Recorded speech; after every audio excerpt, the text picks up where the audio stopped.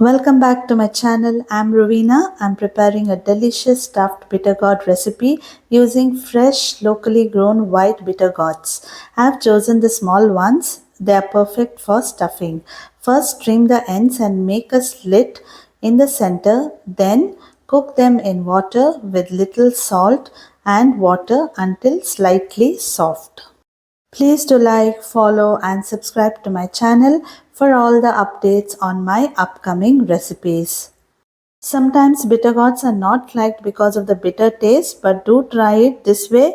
The stuffing masala balances the flavor so well and makes this dish absolutely delicious. Meanwhile, let's prepare the stuffing masala. In a pan, I heated 2 tablespoons of oil and fried 2 onions, 2 green chilies, 6 cloves garlic and 1 inch ginger.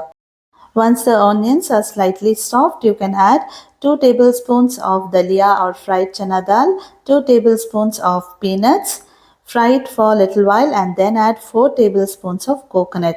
Let the coconut be slightly browned and then finally you can add 1 tablespoon of sesame. See that you add the sesame seeds at the end. For this preparation, I am using Rovenas vegetable powder. I use 2 tablespoons of Rovenas vegetable powder, a small ball of tamarind and 3 tablespoons of jaggery. Add the powder after you off the flame. Add all the ingredients into a mixer grinder and grind it to a coarse paste. So let it not be very coarse or very smooth, somewhere in between. I just forgot to add salt and turmeric powder. I am adding it here. So you can see the consistency of the paste. Now stuff the masala into the cooked bitter gourds. You can use any masala like the sambar masalas that you have at home, or I will share the link of preparing the sambar masala in my next video. In a pan, heat about 1/4 cup of coconut oil.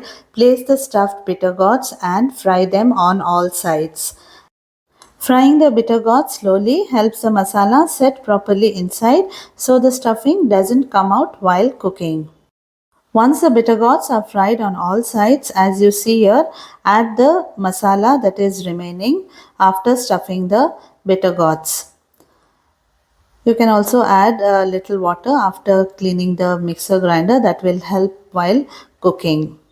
So wait until the curry comes to one boil.